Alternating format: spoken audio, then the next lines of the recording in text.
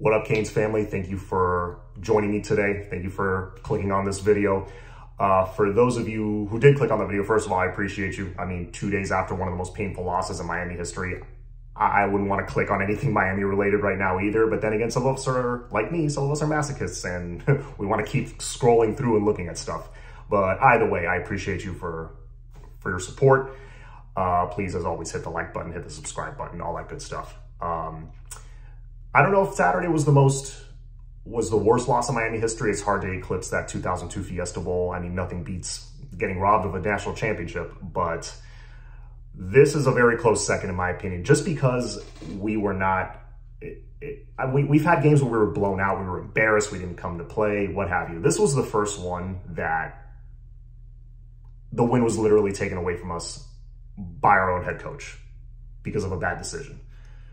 It's bizarre. It is a very bizarre way to lose a game. This is unprecedented. I wasn't sure how to feel. I'm still not sure how to feel about it. I mean, I was pissed, but I gave myself the 24-hour rule, pissed for a day and then let it go. But man, yeah, that was tough. That was tough. And I don't blame people for still being angry, but here's the thing. You still got a game this Saturday. And while the world is teeing off on our head coach right now, deservedly so or not, you can argue that really doesn't matter at this point.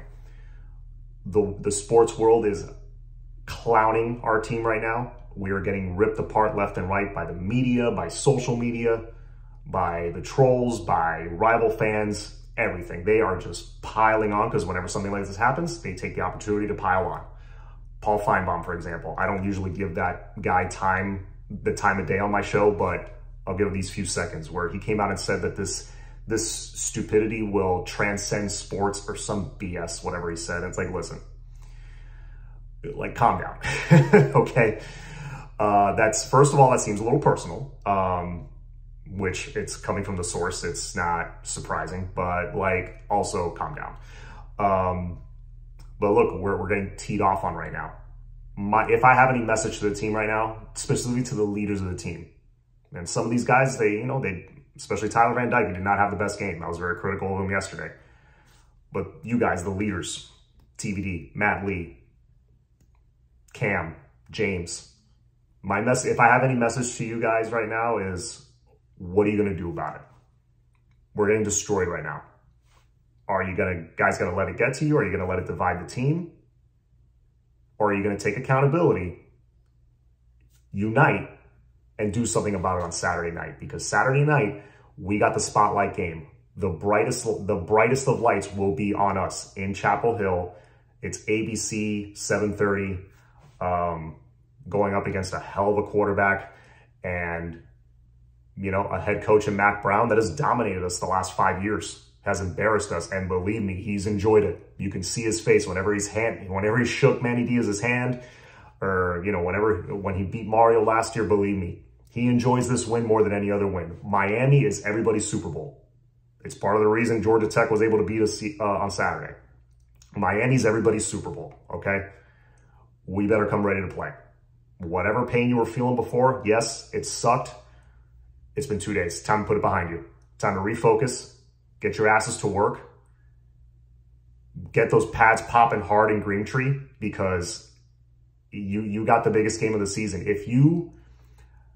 This Saturday, if you can get that win on the road against damn near a top 10 team who's undefeated, and probably everybody's going to be picking them to beat us, if you can win that game, in my opinion at least, that Georgia Tech loss is erased, in my opinion.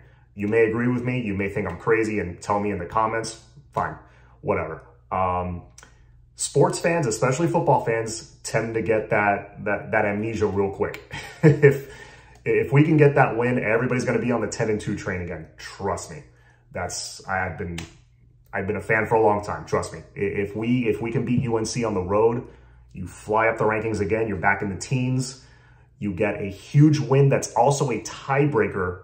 If it's a tie-breaking kind of situation, you have that win over UNC. It is massive. You do that, you can go get the job done in Chapel Hill. Last week becomes a distant memory. So get to work, boys. Make us proud. Even after Saturday, I still throw up that U because it's all about this. You know, it's family right now. Go get the job done. TBD, if you can morph back into Tyler Van Dynes that I know you can be, I think, I have no doubt we can get the job done. Because we got the offensive line now. We got a little bit of mental toughness now. It's a little different than years past. So I think we can get it done, and I'm confident that we will. So those are just my thoughts. Again, it's in the past. It's done. It's UNC time. It's UNC week. Let's, you know, hopefully the team can get some good practices in, be prepared. And Shannon Dawson, hopefully he can redeem himself and draw up a great game plan against UNC, and we can get this W. All right, that's it for me. It's all about that U. I'm going to go get some cafecito. Take care.